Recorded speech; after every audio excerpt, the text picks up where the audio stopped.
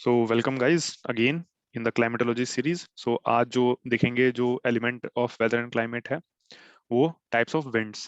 पहला हमने देखा इंसुलेशन। इंसुलेशन किसको अफेक्ट करता है? टेम्परेचर। तो टेम्परेचर भी देख लिया, टेम्परेचर अफेक्ट करता है प्रेशर को। और प्रेशर किस तरह से विंड को अफेक्ट करता है ये हमने प्रीवियस सेक्शन में कवर किया है। अब आज देखेंगे विंड्स, टाइप्स ऑफ विंड्स, मतलब कितने तरह की विंड होती हैं। जैसे कि स्क्रीन पे दिख रहा है कि तीन तरह की विंड होती है मोर और लेस। अगर हम देखें, एक तो प्लेनेटरी विंड, जिसे ग्लोबल विंड बोला जाएगा, मतलब वो इररिस्पेक्टिव ऑफ द रीजन पूरे प्लेनेट पर सेम तरीके से चलेंगी। ठीक है। तो कुछ होती हैं प्लेनेटरी विंड जिसे ग्लोबल विंड कहा जाता है, या कैसे कह सकते हैं वैश्विक हवाएं। और दूसरा होगा रीजनल विंड, जो एक पर्टिकुलर रीजन के लिए रीजन में चलेंगी। जैसे फॉर एग्जांपल साइक्लोन होता है, ठीक है। मॉनसून होता है, मॉनसून क्या है, वो सिर्फ एक पर्टिकुलर रीजन तक ही सीमित है, पूरे प्लेनेट पर नहीं जाएगा। ठीक है। फिर आती है हम्म तीसरी लोकल विंड। लोकल विंड मतलब रीजन भी नहीं। जैसे मानसून की बात करें हम, तो मानसून जो है वो इंडियन सब कॉन्टिनेंट का पूरा हो गया। ठीक है। हम्म बट लोकल विंड मतलब उससे भी छोटे एरिया में। जैसे फॉर एग्जांपल माउंटेन, जो लैंड ब्रिज, सी ब्रिज सुना माउंटेन होगा, ब्रीज, ये हो लैंड गया। ब्रीज, सी लू ब्रीज, हो गया।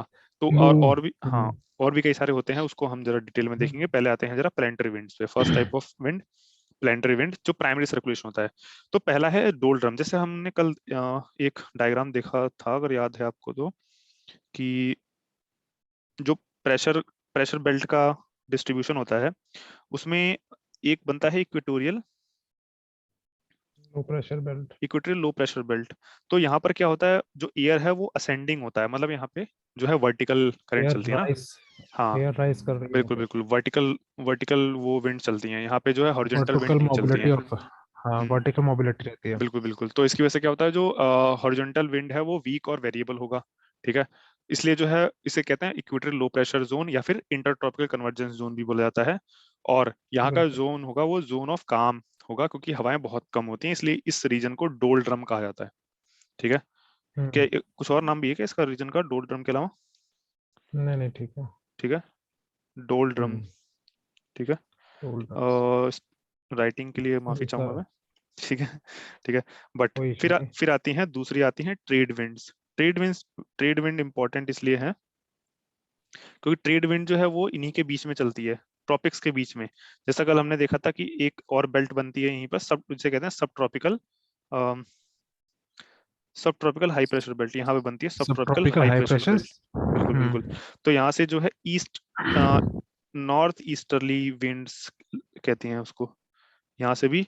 और फिर इधर से साउथ ईस्टर्ली विंड्स आती हैं। South east elements. बिल्कुल बिल्कुल। और ये कोई विंड्स जो है वो किस डायरेक्शन में मुड़ रही हैं, इसका रीजन देखा था हमने पिछले वाले वीडियो में, देखा था। हम्म ठीक है, तो ये इंपॉर्टेंट है। सर, कोई तो ये, पर्टिकुलर, हाँ हाँ हाँ, कोई पर्टिकुलर रीजन है जो उनको ट्रेड विंड्स कहा जाता है? क्यों नहीं हम इनको ट्रेड, ईस्टर्ली बोले या फिर हाँ सिर्फ हाँ, विंड्स बिल्कुल ही बिल्कुल। बोले? ट्रेड विंड इसलिए कहा जाता है इनको क्योंकि जैसा कल हमने वो देखा था ना, हॉर्स लेटीट्यूड को क्यों हॉर्स हॉर्स लेटीट्यूड कहा जाता है, लैटिट्यूड। क्योंकि वो व्यापार होता था।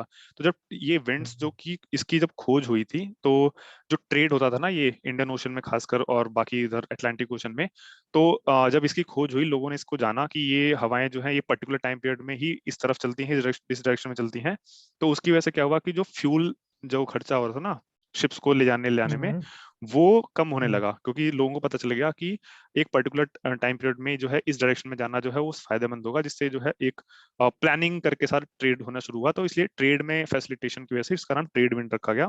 और ईस्टर्लीज ओके। को इसलिए बोला जाता है क्योंकि ये नॉर्थ ईस्ट से यहाँ से आ रही हैं, नॉर्थ में, नॉर्दर्न हेमिस्फीयर में, और साउथ ईस्ट से यहाँ से आ रही हैं, तो इसलिए नॉर्थ ईस्टर्ली विंड या साउथ ईस्टर्ली विंड बोल दिया जाता है। और जहाँ पे आके ये मिल रही है उसी को ITCZ, inter ITC. Convergence zone बोल दिया जाता है। ठीक है। तो that is important to know. ठीक है। Hmm okay.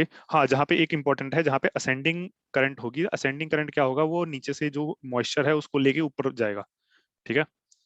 हम्म और उसका मैकेनिज्म क्या होता है वो हम ह्यूमिडिटी वाले चैप्टर में देखेंगे। बट नीचे से हवा बिल्कुल। मॉइस्चर को लेके जाएगा, इसलिए जो असेंडिंग विंड होगा ना वो हमेशा मॉइस्चर कैरिंग होगा, और वहाँ पे बारिश होगी। इसलिए बारिश होगी इक्वेटोरियल हमें रीजन में हमेशा। बारिश होती है ज्यादा। हाँ, हम्म। हमेशा और ये ध्यान रखना है हमको कि hmm, always ascent of air will bring rain बिल्कुल इन बिल्कुल दैट बिल्कुल। रीजन।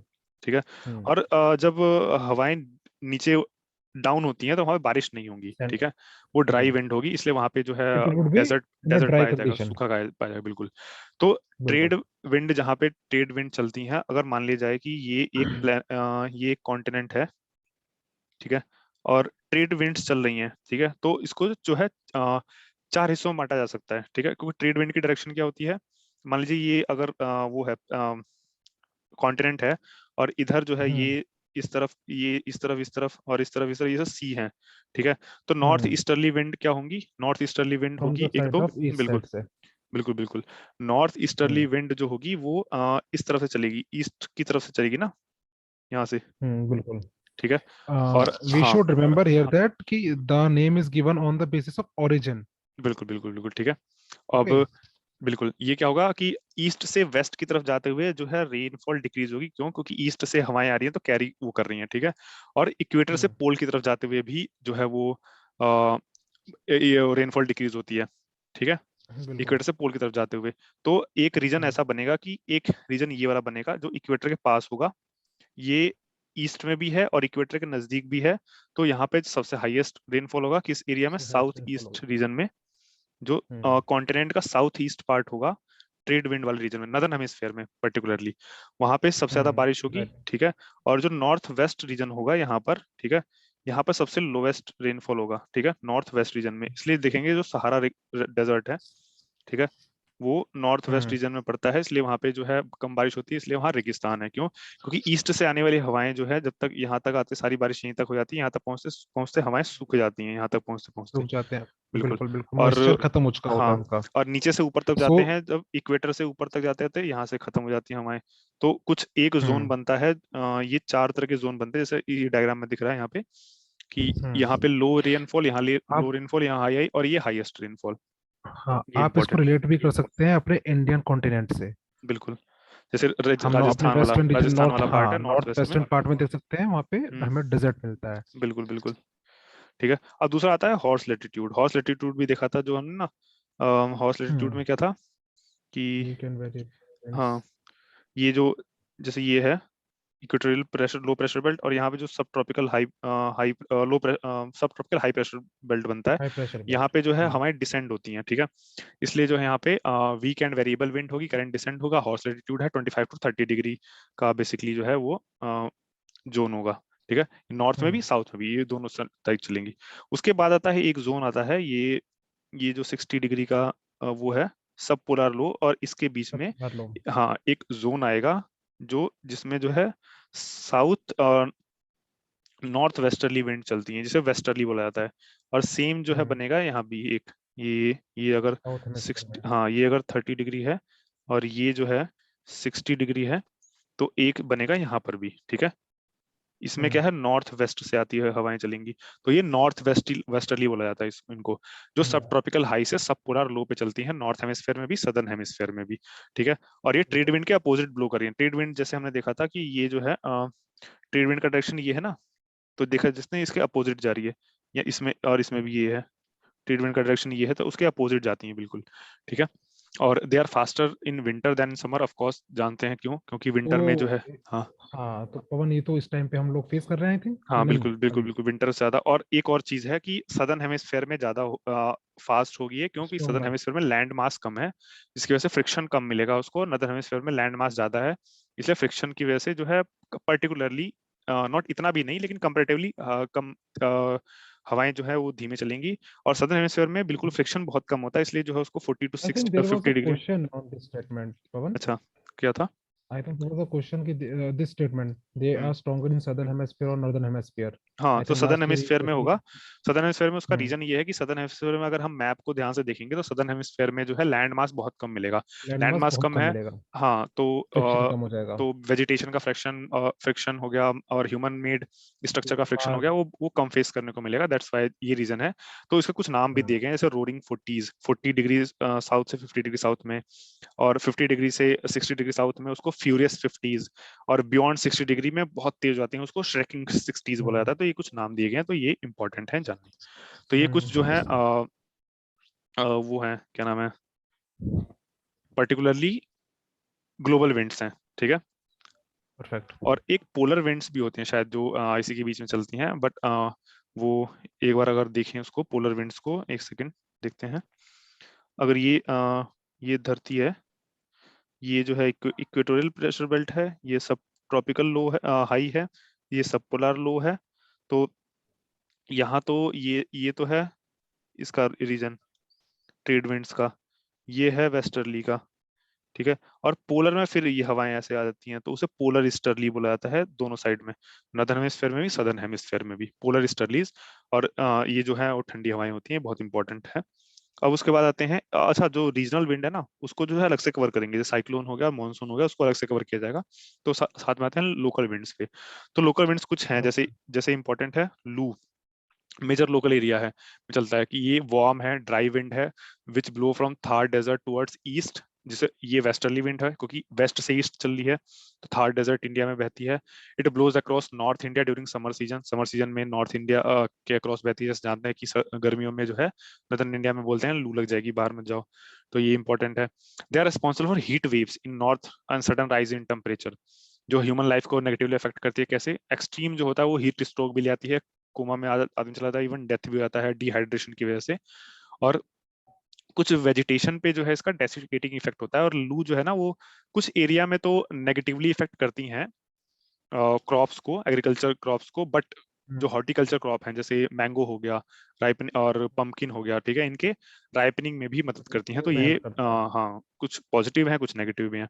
बट सबसे जो बुरी चीज़ है वो उनकी ये है कि ये क्योंकि ड्राई होती है ना, ड्राई होने की वजह से जो है फॉरेस्ट फायर को बढ़ावा देते हैं, तो ये मदद करती है। बिल्कुल बिल्कुल। बिल्कुल। और हीट वेव जो है वो ग्लोबल वार्मिंग की वजह से और सीवियर होती जा रही है, तो ये भी एक इंपॉर्टेंट है।